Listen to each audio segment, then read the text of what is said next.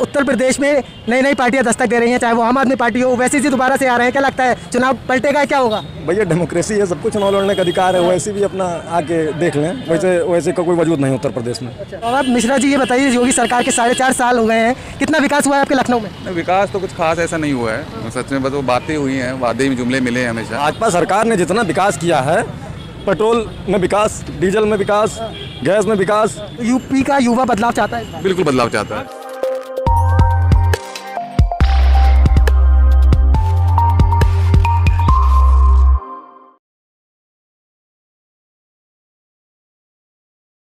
Okay sir, क्या नाम है आपका? मेरा नाम मोहम्मद सलमान है। सलमान जी, क्या लगता है 2022 का चुनाव किस तरीके से पलटने जा रहे हैं? दोबारा से बीजेपी विराजमान होंगी, किस तरीके से देखते हैं 4.5 साल के कार्यकाल को? भाजपा सरकार पूर्ण रूप से फेल हो चुकी है। फेल हो चुकी है? बिल्कुल। सब आप पिछले 5 साल से, लगभग 4 साल से देख रहे हैं, राजनाथ सिंह लखनऊ में कितनी बार दिखे होंगे? कितनी बार दिखे हैं?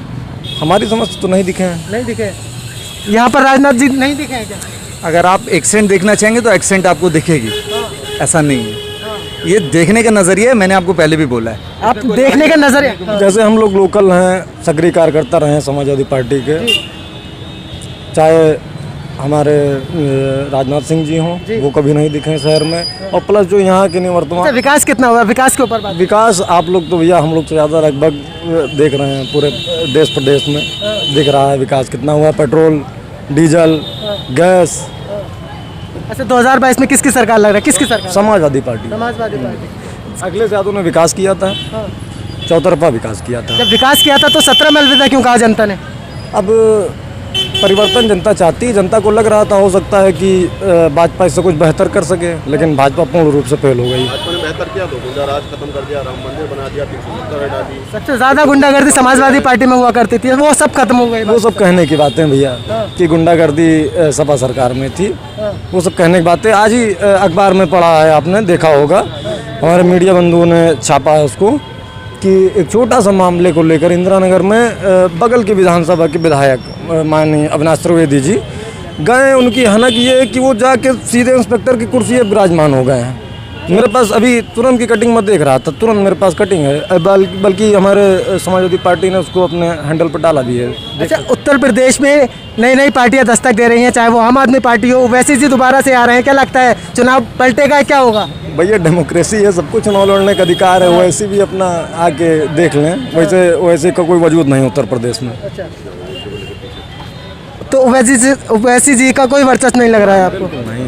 अच्छा, उत्तर प्रदेश में जो चुनाव होता है वो जातिवाद में ज़्यादा बढ़ता है, तो लगता है आपको उत्तर प्रदेश का चुनाव फिर जातिवाद में बढ़ेगा? नहीं भैया, इस बार जनता बिल्कुल पूर्ण रूप से मन बना चुकी है कि समाजवादी सरकार बनाना है। योगी सरकार का कार्यकाल हो गया। सर योगी का तो मैं बहुत बड़ा फ़ैन हूँ सर, बहुत बड़ा फ़ैन हूँ मैं योगी जी का। जो भी किया है बहुत बढ़िया किया है। समाजवादी पार्टी ने सर इतनी सारी योजना लाया, सब लाया अपने। विशेषताएं पूछ रहे हैं योगी सरकारी कार्यकाल की, 4 विशेषताएं। योगी सरकार में तो सर आप जो यहाँ पे खड़े हैं वही योगी सरकार की विशेषता है। ये क्या विशेषता हुई? सर समाजवादी पार्टी में कितनी गुंडागर्दी होती थी, आपने भी देखा होगा। लगातार के फ्लाईओवर जो योगी सरकार ने फीता काटने का काम किया है। सर फीता काटने का काम किया है, ठीक है, लेकिन योजना लाया है, आपने पढ़ा होगा, पीछे कैमरा घुमा दिखा सकते हैं, नेट पे आपने पढ़ा भी होगा। जनसंख्या नियंत्रण कानून जरूरी था या स्वास्थ्य शिक्षा विभाग पे काम करना जरूरी था? सर जनसंख्या नियंत्रण पहले तो जरूरी है। शिक्षा स्वास्थ्य जरूरी नहीं है जनता के लिए? सर जरूरी है, लेकिन जरूरी क्या था? नियंत्रण भी तो पहले जरूरी है। मान लीजिए बहुत लोग होते हैं कि जिन्हें नौकरी नहीं मिलती है, पढ़ाई नहीं मिल पाती है, तो उनके लिए तो मतलब एक मात्रा होना चाहिए ना, जिसका सरकार बोझ उठा सके, होना चाहिए। तो महंगाई को लेकर 100 पार पेट्रोल जा रहा है। सर महंगाई को लेकर क्या कर सकते हैं? यही विकास है सर? अब विकास तो नहीं है सर, लेकिन सरकार ने साल भर 1.5 साल तक हमारा खर्चा चलाया है, कहाँ से जाएगा? बहुत विकास कर रही है भाजपा सरकार ने। जितना विकास किया है, पेट्रोल में विकास, डीजल में विकास, गैस में विकास। और अब मिश्रा जी ये बताइए, योगी सरकार के 4.5 साल हो गए हैं, कितना विकास हुआ है आपके लखनऊ में? विकास तो कुछ खास ऐसा नहीं हुआ है सच में, बस वो बातें हुई हैं, वादे में जुमले मिले हैं हमेशा। तो अभी भाई साहब बता ही रहे थे कि कैसे सड़क के लोग परेशान हैं, रेडी वाले, छोटा मार्केट, यहाँ तक कि सारा बिजनेस क्लास परेशान है। दारू आबकारी विभाग में आप जाइए, कितने लाइसेंस सरेंडर हुए हैं। खदानों के पट्टे 12-12 करोड़ का लाइसेंस है 1 साल का, अपनी वो निकाल नहीं पाए रॉयल्टी फी, सब बंद कर दे। तुम मशीन से खोदो, तुम ऐसे नहीं खोदोगे, तुम कलेक्टर भेज देते हो, खदान मालिकों को नुकसान है। आप कार्यों की दुकानें सरेंडर हुई हैं। लोअर मिडिल क्लास और निम्न वर्ग का बता ही रहते भाई साहब कैसे परेशान है ये लोग सब। देखिए कितने कुछ आप लॉकडाउन करते हो, तो आप ना बिजनेस क्लास को लेके चल रहे हो, ना आपके सामने ये कॉमन जनता है, तो आप कहाँ जीतोगे? आप सर्विस क्लास जहाँ पे पैसा है वहाँ पे जीतेंगे, गड्ढा मुक्त को लेकर जीतेंगे, महिला सुरक्षा को लेकर जीतेंगे, जो विकास है राम मंदिर को लेकर जीता जाएगा। राम मंदिर अधिक है। आज से 10 साल पहले 20 साल पहले चलता था कि जब आप धर्म के नाम पे बरगला लेते थे, पर आज सब कोई जान रहा है कि आदमी को रोजगार चाहिए, आदमी को जीविका चाहिए। हर आदमी की फैमिली में लड़के हैं, लड़कियां बड़े हो रहे हैं, जीविका आदमी रख के खा रहा है, तो आदमी कमा नहीं रहा, तो अब आदमी समझ रहा है कि राम मंदिर से हमें पेट नहीं मिल जाएगा, हमें खाना नहीं मिल जाएगा, हमें स्वास्थ्य चाहिए, हमें ने बनवाया जिसमें 4 आदमी का रोजगार लगा। ये सामने आपके मेट्रो देख लीजिए भाई, हमको धर्म तो खाने को देगा नहीं, इसमें ब्राह्मण भी लगा होगा, मुसलमान भी लगा होगा, यादव भी लगा होगा, कुहार भी लगा होगा, लोहार भी लगा होगा। ये रोजगार है ना। है भाई, मंदिर का मुद्दा खत्म हो गया भाई। मंदिर आप बनवाइए, वो तो अदालत ने फैसला कर दिया, तो आप मंदिर बनवाइए। अब उसमें क्यों खोद कर रहे हैं? अखिलेश यादव के जी मेन चीज़ ये है कि एम्प्लॉयमेंट, आप एम्प्लॉयमेंट दे दिए, कोई कुछ नहीं गए। पिछले 4 साल रोजगार दिया हमने। आप ये बता दिए कितने निकल गए? नहीं, वो तो हम कहीं रहे, वो तो हम मिल गए, ठीक है, उन्होंने दिया। भाई लखनऊ में जो एसआई वाली भर्ती हुई, कितनी दारू की फैक्ट्री लगी? नहीं, तुम चलने नहीं देते हो, तुम्हारे मंत्री पहले फोन कर एसआई वाली जो भर्तियाँ हुई उसमें क्या हुआ? पहले उन्होंने करवाया, उसके बाद क्या हुआ? किसी ने हाई कोर्ट में वो दे दी पिटीशन, फिर बंद रद्द हो गया। अब वो 3 साल से ट्रेनिंग कर रहे हैं, आज भी बैठे हुए हैं, और 3 साल 4 हो गए और पिछले 4 लगातार लखनऊ में धरना दे रहे हैं। 4 साल से धंधा दे रहे हैं। अच्छा ठीक है, 40 साल 50 साल के शिक्षा मित्र बैठे हुए धरना दे रहे हैं, आज तक 1% भी उनको पैसा नहीं मिला। इससे पहले अखिलेश की सरकार में 15,000 रुपए तो मिलते थे, और वो 40 साल की उम्र में अब कहाँ जाएंगे बताइए आप? और 1-2 हज़ार की नहीं है, 10,000, 12,000, 40,000 की भीड़ है वो। अब बताइए, सिर्फ खाली प्रशासन और पुलिस के दम पे कोई नहीं जीत सकता।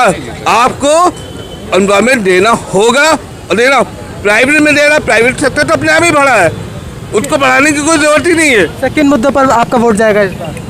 मेन चीज एम्प्लॉयमेंट, दूसरा एडमिनिस्ट्रेशन, और दूसरा पुलिसिंग। मतलब बदलाव होगा। हाँ, बदलाव तो होगा, मगर इस बार इनको चोट भी लगेगी। इसकी चोट थी ये आपका जो सदस्य जिला पंचायत, और उसमें बहुत लंबी चोट खाई थी, और कोई नहीं, सब साफ कह रहे हैं कि इसमें प्रशासन का मिला जुला असर है। उन्होंने दूसरे सपा और बसपा के और कांग्रेस के लोगों को डरा धमका के, किडनैप करवा के अपनी सीट दिलवाई है। सर, आप क्या कहना चाहते हैं, किस तरीके से देखते हैं सर 4 से 4.5 साल का विकास? कितना विकास हुआ? विकास तो ठीक है, लेकिन मेन मुद्दा एम्प्लॉयमेंट का है। प्राइवेट सेक्टर में जो लोग काम कर रहे हैं, इनकी नौकरियां बहुत कम हैं। उन प्राइवेट सेक्टर के लिए तो गवर्नमेंट कुछ करती ही नहीं है। गवर्नमेंट जो एम्प्लॉय होते हैं उनकी सैलरी बढ़ जाती है, उसके हिसाब से महंगाई बढ़ाती है। प्राइवेट सेक्टर के लिए आज 20 साल के वही नियम चले आ रहे हैं। ये ऐसा जो लोग तनख्वाह इतनी कम है, वो ना कोई सुविधा है ना कुछ है, कोई जांच नहीं होती है, कोई कुछ नहीं होती है। वोट तो सबसे ज़्यादा अगर वोटर है तो प्राइवेट सेक्टर में काम करता है, उनके लिए गवर्नमेंट कोई नियम लगाती नहीं है, कोई उनके लिए कोई डीए नहीं है, उनके लिए कोई अच्छे नियम लगते ही नहीं है। ये एसआई के अंडर इतने लोग काम करते हैं, लाखों कंपनी में इतने लोग हैं, उनको कुछ मिलता ही नहीं है। बदलाव चाहते हैं? क्या चाहते हैं? बदलाव तो हम नहीं चाहते, हम चाहते हैं कि भाजपा की सरकार बने, और हमारा अनुमान ये है कि किन मुद्दों पर बनेगी इस बार? किन मुद्दों पर, अब जो उन्होंने विकास कार्य करे हैं उस मुद्दों पर। क्या विकास कर रहे हैं? और सबसे बड़ी बात यह है कि जो हमारा अपोजिशन है, कोई ढंग का अपोजिशन ही नहीं रह गया। ये विकास कार्य क्या किया? विकास कार्य ये किया है कि आप देखिए, अब ये आगे आप जाइए थोड़े दूर पे पुल बना हुआ है, ठीक है। अभी ये बना है 2 साल के रिकॉर्ड टाइम में। आगे जब अखिलेश यादव की सरकार थी तो ये पॉलिटेक्निक का पुल था, 2 साल से बंद पड़ा था, बन नहीं रहा था। जैसे ही यह सरकार बदली, उसने 3 से 4 महीने के अंदर पुल की मरम्मत करा के चालू करके दिखाया था। योगी सरकार में पुल चालू हो गया इनका कहना है, और अखिलेश यादव सरकार में बंद था। नहीं वो तो बंद पड़ा था, हम ये बता रहे हैं, बंद पड़ा था ये बता रहे हैं, उसको सही करवाया। सरकार में पुल चालू हो चुका है, जिस पुल की बात कर रहे हैं। वो कह रहे हैं हमने नए पुल बनवाए, आप कह रहे हैं हमने पुरानों की मरम्मत करा के चालू किए। नए पुल भी बन रहे हैं, नए एक्सप्रेस वे भी बन रहे हैं, नई रोड भी बन रही है, ठीक है। सरकार की योजनाएं हैं, चाहे बलिया एक्सप्रेस वे हो चाहे आगरा एक्सप्रेस वे हो। समाजवादी सरकार जो बना रही थी वो मायावती की योजनाएं थी, मतलब फीते काटने का आरोप है। नहीं, एक मिनट, जो समाजवादी सरकार जो बनाई है वो मतलब मायावती की योजनाएं थी। मायावती की बाबा जी खाली फीता काटे हैं, चाहे वो मेट्रो का हो। हम लोग गए थे, बाबा जी पहुंच गए थे का आरोप है जो काम अखिलेश यादव ने कराए वो मायावती के कार्यकाल के थे, और जो भाजपा ने कराए वो अखिलेश यादव के कराए। आप लोग को तो इस बात की बखूबी जानकारी होगी कि एक्सप्रेस वे अखिलेश यादव बनवाए, जग जाहिर है। बलिया एक्सप्रेस वे का शिलान्यास अखिलेश यादव कर चुके थे, काम शुरू हो चुका था। रही बात ये जो ये रिंग रोड है बंदे वाला, ये केंद्र सरकार से सेंट्रल गवर्नमेंट की जगह है, रक्षा मंत्रालय का मामला बना। तो राजनाथ सिंह पहले भी सांसद रहे हैं, अब की केंद्र में सरकार रही है। शिक्षा के ऊपर गवर्नमेंट ने कोई काम नहीं किया है। इतने बच्चे हैं, शिक्षा के ऊपर कोई काम नहीं हुआ है। बच्चों को कोई फीस नहीं दी गई है। अभिभावकों ने खूब जम के फीसें ले ली गई हैं। ऑनलाइन पढ़ाई हुई है। अब प्राइवेट सेक्टर में चाहे जॉब मिले या न मिले, नौकरी मिले न मिले, लोग बेरोजगार हो गए। और बच्चों को कुछ भी नहीं सुविधा दिया गया है। एजुकेशन के नाम पे कुछ नहीं मिला है बच्चों को। एजुकेशन शिक्षा की बात की आपने, आम आदमी पार्टी इन्हीं मुद्दों के साथ यूपी में आ रही है, उसका असर पड़ेगा। बच्चों के लिए कोई सुविधा शिक्षा को लेकर जो विकास मुद्दे को लेकर ही आम आदमी जो पढ़ने के लिए आ रहा है, गवर्नमेंट की पढ़ाई से तो बच्चों को जॉब मिलती नहीं है। आम इंग्लिश का बोलबाला है, प्राइवेट स्कूल गवर्नमेंट स्कूल तो फेल है। भाई अगर आपको जॉब चाहिए तो मजबूरी में बच्चों को गवर्नमेंट पढ़ाना पड़ेगा। अपने सरकारी स्कूलों की हालत काफी आम आदमी पार्टी उत्तर प्रदेश में दस्तक दे रही है, कितना फर्क पड़ेगा? फर्क पड़ेगा, उससे काफी फर्क पड़ेगा, क्योंकि दिल्ली में उन्होंने स्वास्थ्य और शिक्षा पे काफी काम किया है। गवर्नमेंट स्कूलों की हालत सुधारी है, वहाँ के बच्चे क्वालिटी एजुकेशन ले रहे हैं, और अब उनके वहाँ के बच्चे भी बाकी लोगों से कदम से कदम मिला के चल रहे हैं। तो वो मुद्दे लेके अब लड़ेंगे यूपी में। तो अभिभावक हैं, लोग हैं, अब लोग जागरूक हैं, वो इन मुद्दों पर जरूर कंसिडर करके वोट बैंक शिफ्ट होगा। तो यूपी का युवा बदलाव चाहता है? बिल्कुल बदलाव चाहता है। सर क्या नाम है आपका? मेरा नाम है सूरज जसवानी, मैं सक्रिय कार्यकर्ता हूँ भारतीय जनता पार्टी में। और सर सबसे पहला सवाल मेरा आपसे ही है, जो 70 साल में नहीं हो पाया वो भारतीय जनता पार्टी में हो गया है, चाहे वो पेट्रोल 100 पार हो या डीजल हो या खाने का तेल सरसों का हो वो 200 को है। किस तरीके से देखते हैं सर ये महंगाई? देखिए, नज़रिया होना चाहिए देखने का। ये नज़रिया हमारे हम पब्लिक के ऊपर और आपके ऊपर डिपेंड करता है, हम किस तरीके से देखते हैं। कुछ कार्य भी हुए हैं, कुछ नहीं, बहुत कार्य हुए हैं, उन्हें गिनने और गिनाने की कोई ज़रूरत नहीं है। जिनको मालूम है, जिनको पता है भारतीय जनता पार्टी ने क्या किया है, वो ये बता सकते हैं कि आज भारतीय जनता पार्टी ने जो 70 साल में नहीं हुआ था वो आज हुआ है। सिर्फ इस चीज़ को मत देखिए कि आज क्या बढ़ा है, क्या घटा है। आज ये देखिए कि क्या कार्य हुए, क्योंकि कार्य से सब कुछ है। कार्य होंगे तो खर्चा बढ़ेगा ही, सीधी सी बात है। अब आप ये सोच लीजिए, कोविड के समय पे DRDO लखनऊ के माननीय हमारे सांसद श्री राजनाथ सिंह जी ने DRDO से एक बहुत बड़ी हॉस्पिटल का निर्माण कराया है सिर्फ कोविड के लिए, जिससे तीसरी लहर के लिए हम सब तैयार हैं और पूरी तरीके से तैयार। आपका कहने का मतलब है जो महंगाई है उसकी तरफ ध्यान नहीं दिया जाए, जो और काम है उसकी तरफ ध्यान। पहले आप उस पर ध्यान दीजिए, क्योंकि निर्माण होगा तो ही सब कुछ होगा। निर्माण से ही सब कुछ है। जब निर्माण हुआ है और जो कार्य हुए हैं आप उन्हें देखिए, आप उन सब चीज़ों को अभी मत देखिए। आप ये पहले देखिए कि क्या हमारे पास क्या हुआ है जो आज तक नहीं हुआ। राष्ट्रहित में महंगाई बर्दाश्त करते रहे जनता। राष्ट्रहित में महंगाई, इसको महंगाई नहीं कहेंगे। आप एक तरफ ध्यान दे रहे हैं, दूसरी तरफ नहीं देख रहे हैं। निर्माण को आप पहले देखिए कि क्या क्या कार्य हुए हैं। क्या क्या कार्य हुए? कई ओवरब्रिज बने हैं, जहाँ सड़कें नहीं बनी थी वहाँ सड़कें बनी हैं। छोटे छोटे गांव मोहल्लों में जो सड़कें नहीं थी आज वहाँ पे सड़कें बनी हैं।